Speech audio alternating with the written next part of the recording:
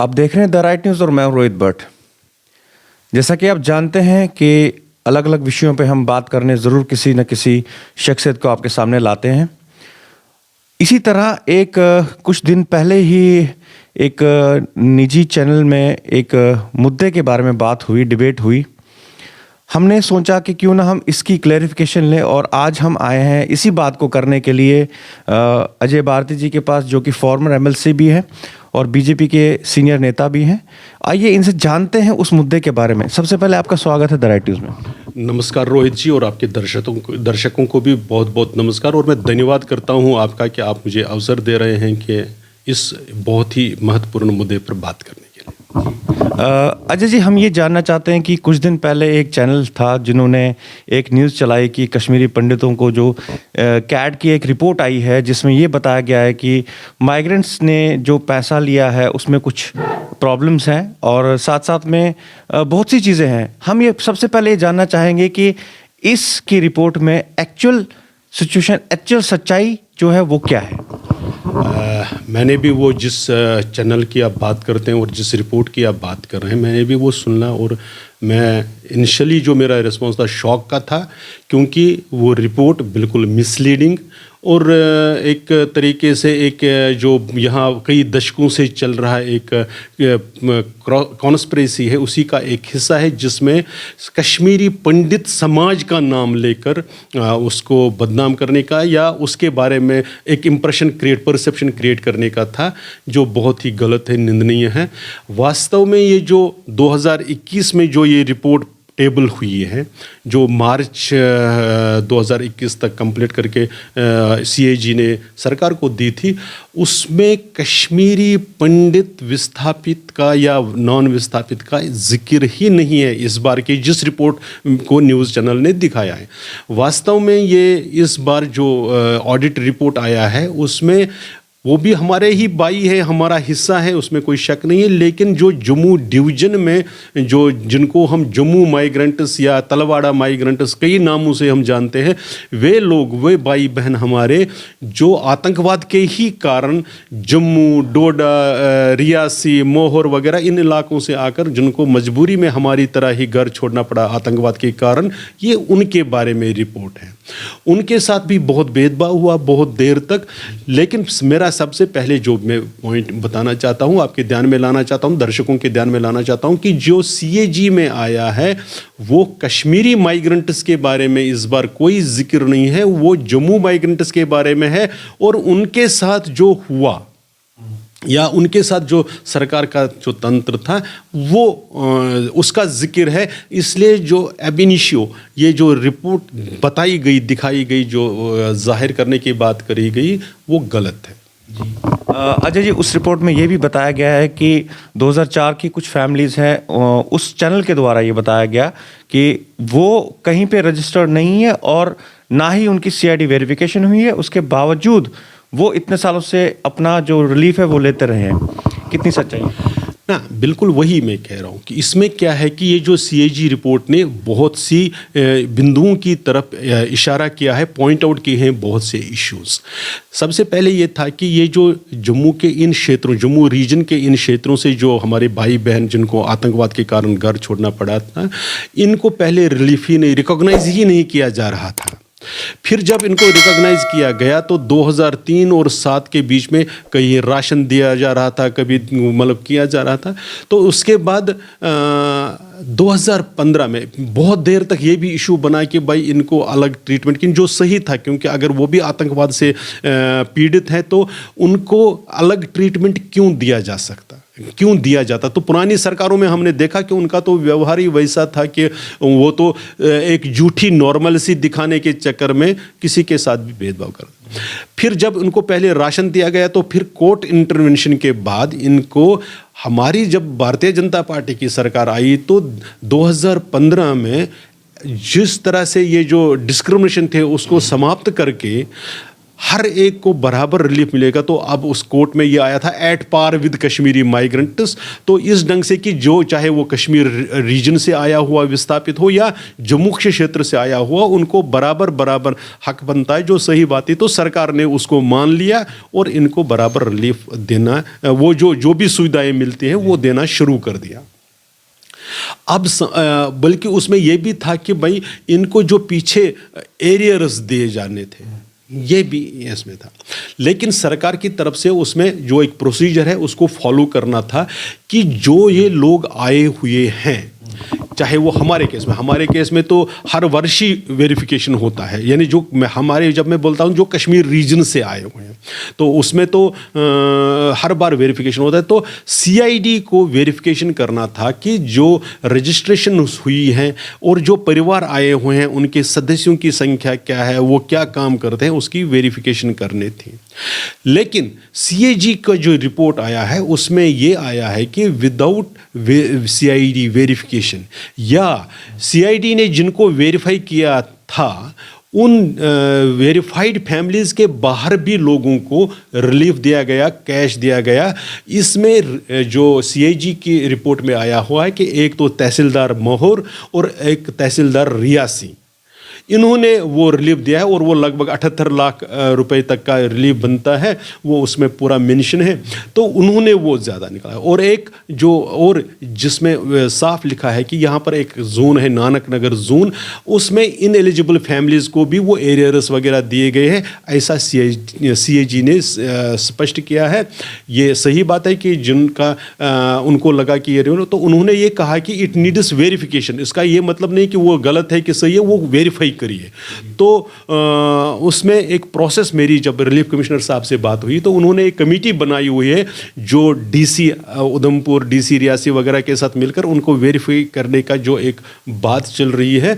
लेकिन सीएजी ने ये बिल्कुल मेंशन किया है कि जो प्रोसीजर था उसको फॉलो न करते हुए ऐसे लोगों को भी दिया गया है जिनका रजिस्ट्रेशन ही नहीं हुआ था। जी, आपका साफ तौर पे ये कहना है कि सीएजी की रिपोर्ट में ये बताया गया है कि ये कश्मीरी माइग्रेंट्स की बात नहीं हो रही है। बिल्कुल जी, मेरा एक और सवाल यहाँ बनता है कि आप मुझे ये बताइए, हमेशा जब भी कुछ ऐसी चीज़ें होती हैं वहाँ ये बताया जाता है कि कश्मीरी पंडित जो कश्मीरी माइग्रेंट्स हैं, कश्मीरी पंडित माइग्रेंट ये रिलीफ लेते हैं, ये एक बहुत बड़ा मुद्दा बन जाता है। देखो जी, ये रिलीफ लेते हैं, सब बाहर हिंदुस्तान के अलग अलग क्षेत्रों से ये बात उठती है, या कभी कभी पॉलिटिकल एजेंडा भी बन जाता है इसके ऊपर कि कश्मीरी पंडित रिलीफ लेता है।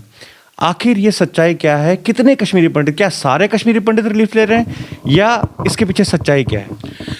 ये बहुत ही दुर्भाग्य है कि जो करप्ट, जो पॉलिटिकली भी और वैसे भी करप्ट लोग हैं, वो अपने उस बेईमानी को छिपाने के लिए एक ऐसे निर्दोष समाज को दोषी मानते हैं, उस पर दोषारोपण करते हुए, क्योंकि उनको मतलब उनको मालूम था या उनको मालूम है कि कश्मीरी हिंदू समाज की जिस परिस्थिति में वो निकला हुआ है उसके लिए एक सिंपैथी है सब जगह।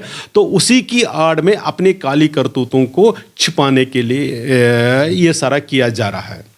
सबसे पहले मैं आपको एक चीज़ क्लियर कर दूं, अगर हम जम्मू की जैसे बात करें, रिलीफ ऑर्गेनाइजेशन में लगभग 44,000 परिवार रजिस्टर्ड है, जिनमें से जो कैश असिस्टेंस जिनको मंथली मिलती है ये केवल 20,000 के लगभग परिवारों को मिलता है। इसमें से 17,000 लोग, अगर रिलीजियस वाइज जो उन्होंने बेसिस किया है, 17,000 कुछ वो हिंदू है, इसमें से 2,500 परिवार मुस्लिम परिवार है, इसमें लगभग 1,500 1,300 कुछ परिवार सिख बंधु है। तो इस प्रकार से उसका ब्रेकअप है।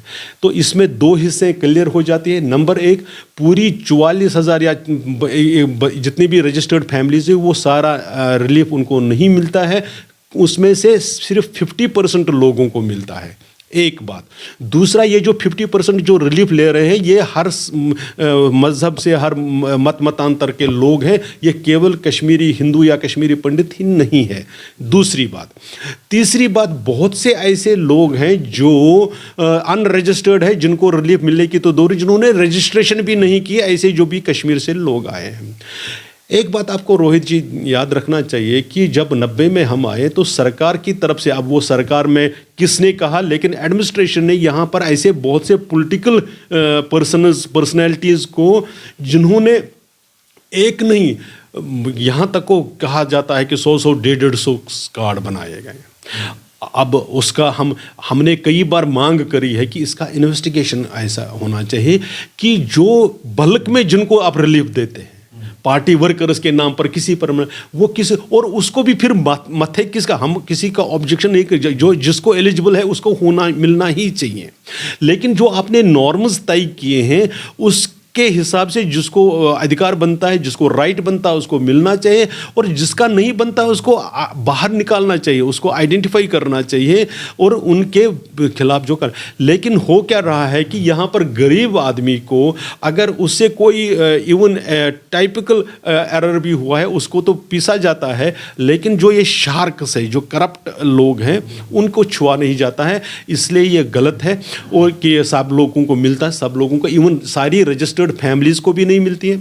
इसमें मैं एक बात और जोड़ना चाहूँगा, वो सब दर्शकों को ध्यान में रहे कि ये माना जाता है कि जैसे इस वक्त हाईएस्ट लिमिट जो रिलीफ की है 13,000 रुपये है। ऐसे लगता है कि इवन जो ये 20,000 परिवार है शायद सारे 20,000 परिवार को ही 13,000 रुपये मिलता है। ऐसा भी नहीं है। इसका अगर मेरे पास देखें, जो मैंने RTI करके ये किया है, अगर आप अपने दर्शकों को भी दिखाना चाहते हैं, केवल 9,000 परिवार ऐसे हैं जिनको 10,000 या 10,000 से ज़्यादा मिलता है। 6,000 परिवार ऐसे हैं जिनको 8,000 के आसपास मिलता है, और 3,938 फैमिलीज ऐसी हैं जिनको 5,000 या 5 से 7 के बीच में मिलता है। 1,000 परिवार ऐसे हैं जिनको 5,000 से भी कम मिलता है। इसलिए ये जो 20,000 परिवार है इन सबको भी 13,000 रुपये मिलता है ऐसा भी नहीं है, वो केवल 10,000 से भी कम है, यानी 50% से भी कम। और अगर इस 50% को हम टोटल में देखेंगे तो वो लगभग 1/10 बनता है, क्योंकि 40,000 परिवार में से केवल 9,000 परिवारों को 10,000 से ज़्यादा मिलता है। तो इसलिए ये इंप्रेशन क्रिएट करने की बात है जो गलत है, जो नहीं होना चाहिए। जो जेन्युइनली जिनकी मुसीबत है उस मुसीबत को कम करने की बात है, न कि उस नाम पर उनको बदनाम करके, उनको एक बैड नेम देकर और उसमें अपनी जो करप्ट या अनलॉफुल एक्टिविटी को या जो लॉ के हिसाब से नहीं है उसको अंजाम देने के लिए एक समाज को बदनाम करना। तो मुझे लगता है आप सबको भी ये क्लियर हुआ होगा, अजय जी द्वारा इन्होंने जो RTI के थ्रू इन्होंने जो रिपोर्ट मंगाई है उसमें ये पता लगा है कि बहुत सारी कम फैमिलीज़ हैं जो रिलीफ ले रही हैं। अगर कश्मीरी पंडितों हिंदुओं की बात करें तो उसमें भी बाइफिकेशन ये है कि सभी 13,000 रिलीफ नहीं ले रहे हैं, 13,000 पर फैमिली रिलीफ नहीं ले रहे हैं। कुछ ऐसी फैमिलीज 1,000 के करीब फैमिलीज हैं जो 5,000 से भी नीचे ले रहे हैं। अजय जी, एक और सवाल ये यहाँ पे मैं पूछना चाहूँगा कि आपको लगता है कि अगर हमारे समाज में भी कुछ ऐसे लोग हैं जिनकी जो राशन कार्ड है वो वैलिड नहीं है, उन्हें भी बाहर कर देना चाहिए? निश्चित रूप से जिसने गलती करी है, जिसको हक नहीं बनता, अधिकार नहीं बनता है, मान लीजिए मैं सरकारी मुलाजिम में फिर भी रिलीफ ले रहा हूँ, गलत है, तो मेरे को जो कानून के हिसाब से सजा है वो मिलनी ही चाहिए। वो गलत है, वो उसको नहीं अलाउ नहीं करना चाहिए। ये तो बिल्कुल साफ है। जिसने भी, वो किसी भी समाज का हो, चाहे वो कश्मीर से आया हो, चाहे वो कहीं से भी आया हो, लेकिन जो जेन्युइन है, एक में सिर्फ 2 चीज़ें उसमें है। एक जो इंप्रेशन क्रिएट करने की कोशिश है वो गलत है, क्योंकि उसके पॉलिटिकल मायने निकलते हैं, आपको अंडरमाइन करने की कोशिश कर रहे हैं। इसलिए हमारी 2 डिमांड्स कॉन्स्टेंटली रही है कि रिलीफ ऑर्गेनाइजेशन की ये जो पीछे का जो सारा हुआ है, जैसे CAG ने अपनी रिपोर्ट में कहा, इसको कंप्रेहेंसिव एक इन्वेस्टिगेशन करनी चाहिए और जिन लोगों ने गलत कर दिया।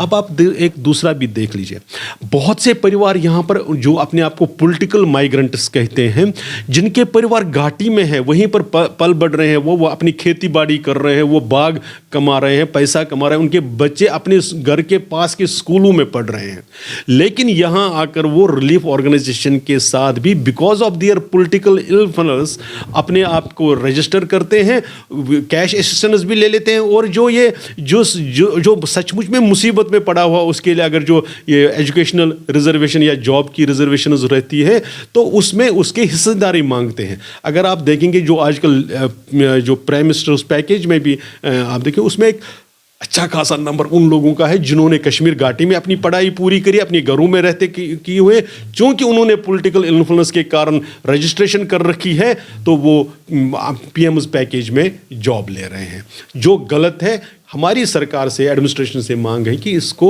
अलाउ नहीं करना चाहिए, इस पर रोक लगनी चाहिए। अजय जी, मेरा आखिरी सवाल ये होगा कि जैसे आपने बोला कि पॉलिटिकल कुछ ऐसे लोग हैं, पॉलिटिक्स में भी हैं, जो अपने मतलब के लिए कश्मीरी पंडितों का नाम यूज़ करते हैं, तो आपको लगता है कि आने वाले टाइम में अगर इलेक्शन हुआ तो इस कश्मीरी पंडित के एक लफ्ज़ को हर एक पार्टी यूज़ करने वाली? देखिए, इलेक्शन में दो प्रकार से हैं। एक तो ये समाज चूंकि है, इसका भी एक वोट है और अच्छा डिसिसिव वोट होता है। कश्मीरी हिंदू समाज का जो कश्मीर घाटी में वोट है वो डिसाइड करता है कि कौन जीतेगा कौन हारेगा। तो इसलिए किसी भी पॉलिटिकल पार्टी को ये राइट बनता है कि वो आ जाए, लेकिन वो सिर्फ डरा धमका कर, ब्लैकमेल करके या उसको इमोशनली इस ढंग से करते हुए एक मजबूर बनाकर वोट ले, ये सही नहीं है। इस समाज के सामने जो मुद्दे हैं उनको सही ढंग से रिप्रेजेंट करते हुए, उन मुद्दों को हल करते हुए अगर कोई पॉलिटिकल पार्टी इसको बुलाना चाहते हैं, उसमें कोई दिक्कत नहीं है। मैं आपको एक उदाहरण देना चाहता हूं दूसरा इसके बारे में भी, कि आप देखिए कश्मीर घाटी से जितने भी मेंबर ऑफ पार्लियामेंट्स अभी तक आए हैं, बहुत दिनों से अब उनका रिकॉर्ड आपके वेबसाइट पर है, राज्यसभा के भी और लोकसभा के भी। आप एक बार भी पूछ लीजिए, उन मेंबर ऑफ पार्लियामेंट्स ने एक बार भी इस समाज के बारे में चर्चा नहीं की, पार्लियामेंट में क्वेश्चन नहीं किया। मेरे पास ऐसे इंस्टेंसेस है जब बाकी लोगों ने, चाहे भारतीय जनता पार्टी के मेंबर पार्लियामेंट थे या बीएसपी की जो बाकी प्रदेशों से थे, जब उन्होंने प्रश्न किया तो कश्मीर घाटी के मेंबर ऑफ पार्लियामेंट्स ने उनका विरोध कर दिया और कहा कि वो तो सेटल है। तो ऐसे लोगों को रिप्रेजेंटेशन, वो मैं समझता हूं कि उनको अधिकार नहीं है इस समाज की बात करने का। हाँ, जिन्होंने इसके दुख दर्द को शुरू से ही, चाहे वो सरकार में रहे हों चाहे सरकार से बाहर रहे हों, उन्होंने जब इसकी पीड़ा को समझा है, उसको साझा किया, उसको बांटने की कोशिश की है। कम हुआ ज़्यादा हुआ, लेकिन इसके साथ हमदर्दी हमेशा इसके साथ खड़े रहे, इस समाज के साथ। वो चुनाव में इसकी बात करते हैं तो अधिकार बनता है। बहुत बहुत धन्यवाद अजय जी। आपने जो एक ऐसा सवाल खड़ा हो गया था कम्युनिटी को लेके, जिस पे हो सकता आने वाले टाइम में बहुत सी बातें हों, लेकिन आपने उसको क्लियर किया कि बहुत बहुत धन्यवाद आपका कि आपने अपना कीमती समय दिया द राइट न्यूज़ में। और मैं दर्शकों को बोलना चाहूँगा कि वाकई में ये बहुत बार देखा गया है कि कुछ भी मुद्दा हो और कश्मीरी पंडितों को उसमें ज़रूर उनके रिलीफ को लेके सवाल खड़े होते हैं। लेकिन आज अजय जी का बहुत बहुत धन्यवाद करते हैं टीआरएन की टीम की तरफ से कि उन्होंने ये सब क्लियर किया। बहुत बहुत धन्यवाद सर। रोहित जी, मैं आपका भी सचमुच में हृदय से आभार व्यक्त करता हूं कि आपने इस इशू को लेकर कुछ प्रश्न किए और मुझे अवसर दिया जो मेरी जानकारी थी उसके हिसाब से सही बात रखने का। बहुत बहुत धन्यवाद। आप देखते रहिए द राइट न्यूज़। नमस्कार।